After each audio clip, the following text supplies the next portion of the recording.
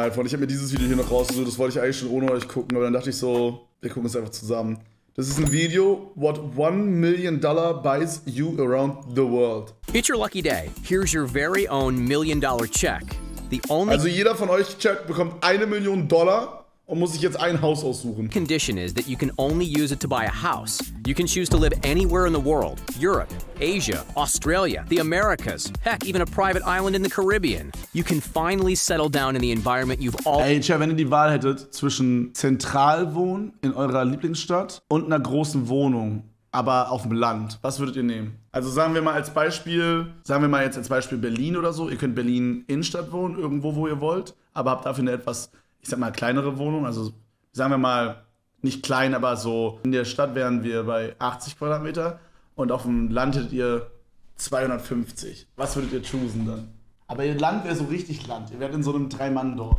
Während ihr in der Stadt 80 Quadratmeter nur habt, also ist ja trotzdem krass so, und alles super close ist. Was würdet ihr choosen? Also es muss nicht unbedingt Berlin sein. Sagen wir, es könnte auch Köln sein oder was auch immer eure Favorite Stadt ist, Hamburg. always dreamed of.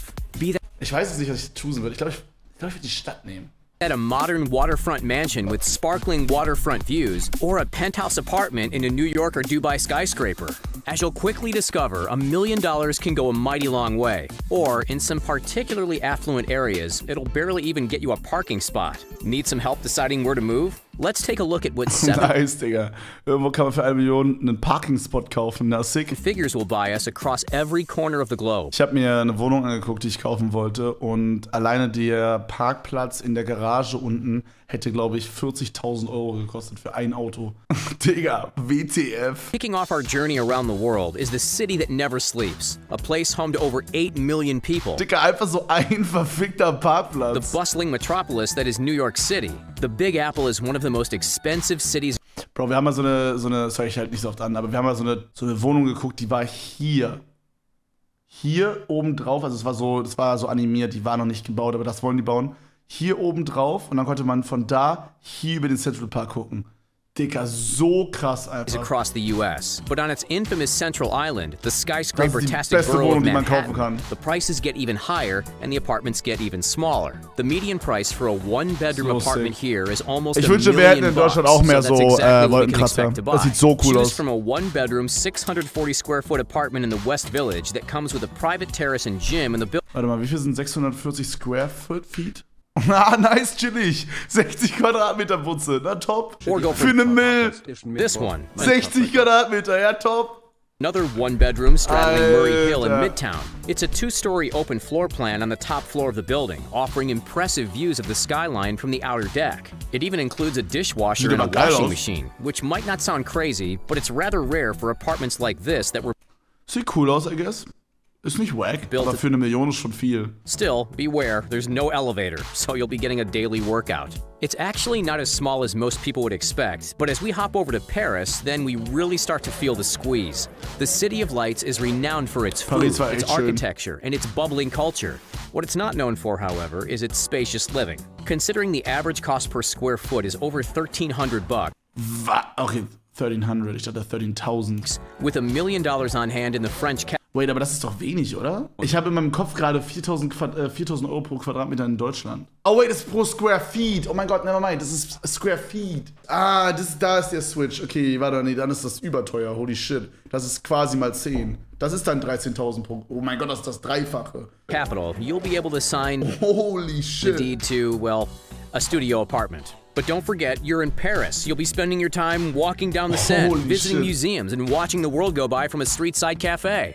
This tiny 667 square foot Das sind auch wieder so ungefähr 65 Quadratmeter. apartment sits in the 7th arrondissement within walking distance of the Eiffel Tower and the Louvre, while the open-plan living space makes Sieht aber schön aus, finde ich. Ich finde, es ist eine schöne Wohnung. you feel a little bigger. For a squiz over $1 million bucks, what you're really paying for here is the location. Die From a schräge chic city Scheiße, full ja, of history killt and ein bisschen charm Platz. to a rapidly evolving desert oasis, let's jet on over to Dubai and see what the real estate agents have in store in a region synonymous with luxury. With $1 million check, you could find yourself living in the world's tallest building, the Burj Khalifa, where a 2-bedroom, 2-bathroom, stylish apartment covering some 1,800 square Ich verstehe nicht, wie Leute da leben wollen. Also jetzt mal abgesehen von den ganzen Bedingungen und Menschen-Dings, bla bla.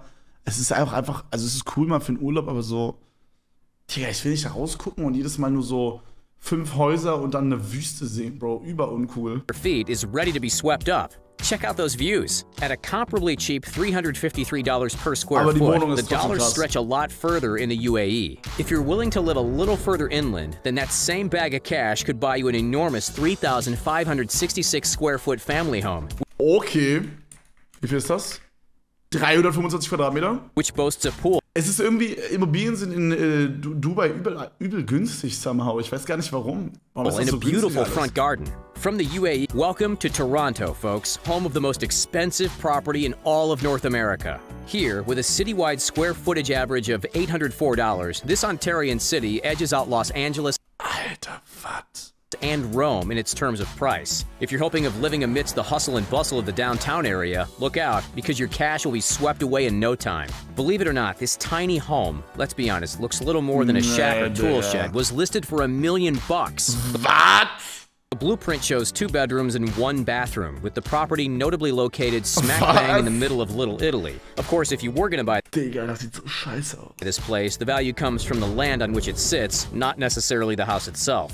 Who's ready for a trip down under? Australians have long been obsessed with property, and the continually rising prices in major cities prove it. The vibrant city of Melbourne is famous for its arts, culture, and coffee. Boah, ich habe immer so irgendwie, also ich denke immer so in meinem Kopf, okay, Deutschland ist schon echt teuer, was Wohnungen angeht, aber ich glaube, wir sind im Vergleich zu der ganzen Welt so günstig fast. Nicht so günstig, aber schon okay halt, so Mittelfeld. But it's also, unfortunately, famous for its wallet-draining real estate. For 1.275 million Aussie dollars, just shy of $1 million American, you could sweep up this spacious 3-bedroom, 2-bathroom house in the affluent suburb of Caulfield. It features its own front and backyard, sits conveniently a 1-minute stroll from the tram stop, and just a quick 10-minute drive to the sandy shores of St. Kilda Beach. Okay, das ist krass. Das ist bis jetzt das Beste, würde ich sagen.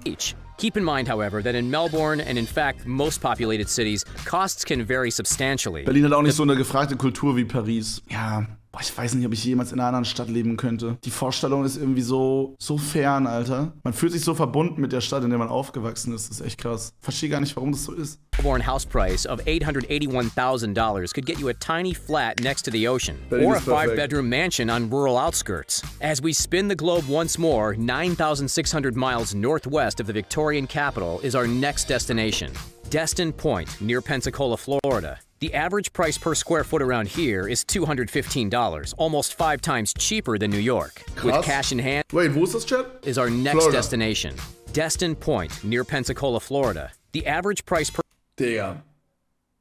Niemals kostet diese komplette Butze eine Mill. per square foot around here is Okay, wir dürfen auch nicht vergessen, dieses Gebäude ist in Amerika, das bedeutet, es ist aus so Amazon-Kartons zusammengeschustert, Digga. Und mit so Klebeband befestigt an den Seiten.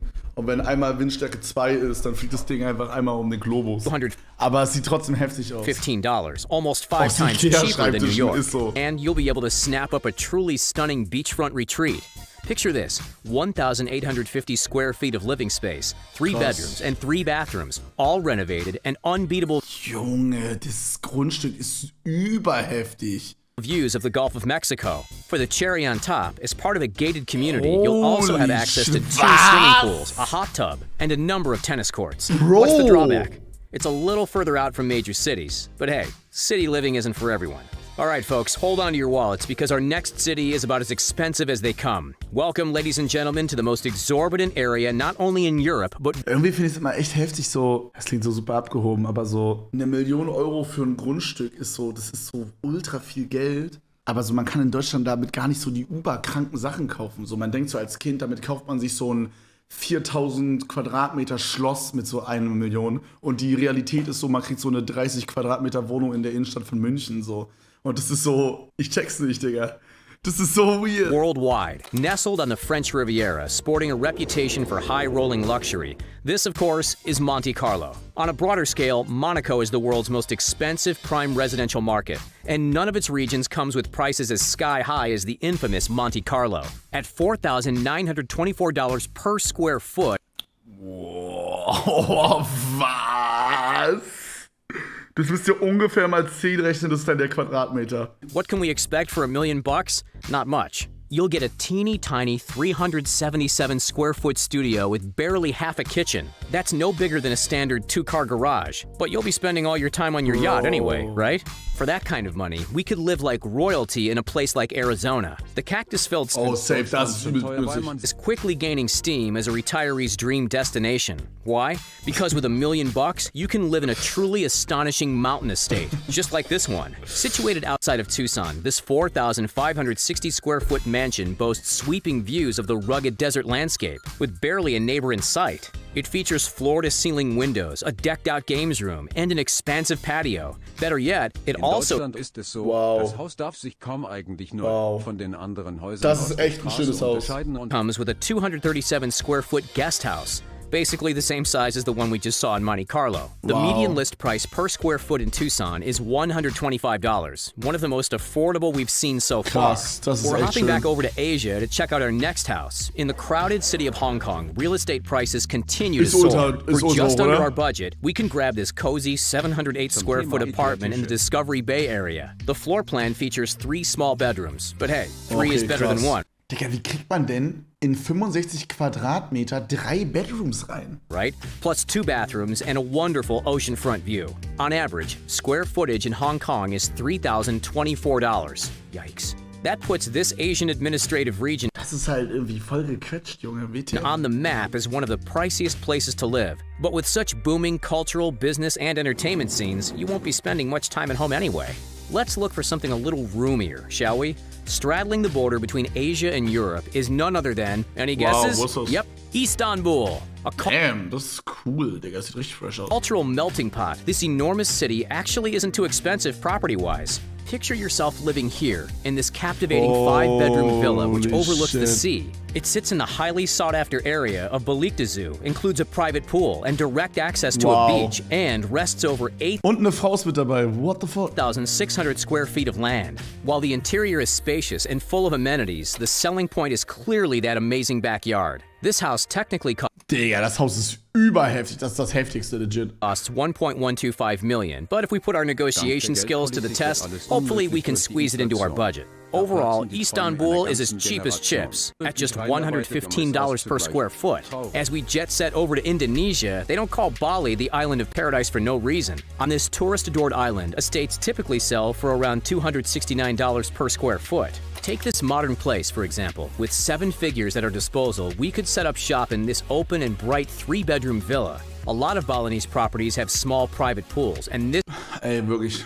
Einen eigenen Pool ist so der ultimative Traum. In meiner Ultra-Vorstellung ist es entweder in einem Ort, wo es immer warm ist, oder, was ich auch überheftig fände, wäre so, wenn man so einen Pool im Keller hätte. spot is no different. The beautiful home is found right here, about 950 feet from Und dann ist er so immer so aufgeheatet, Digga. the famous Canggu Beach. Unlike most new home purchases around the world, Oh this mein one Gott, even comes krass. fully furnished, allowing you to save a few bucks on furniture and spend a little more at one of the hundreds of delicious restaurants in the area. Indonesia and Southeast Asia in general Das ist so schön da. provide awesome bang for your buck. But if Bali isn't quite your style, why not check out Thailand? On the sun-kissed island of Koh Samui, with some clever negotiation, our money will get us a truly remarkable 3-bedroom villa. We could talk all day about the modern interior. However, the undisputed gem of this property Das ist halt wirklich schön, aber ich weiß nicht, ob ich da leben könnte. Digga, so man ditcht dann so seine Family und seine Freunde für so ein cooles Haus, aber ist ja auch irgendwie nicht so in der Sache. one which we'd argue is a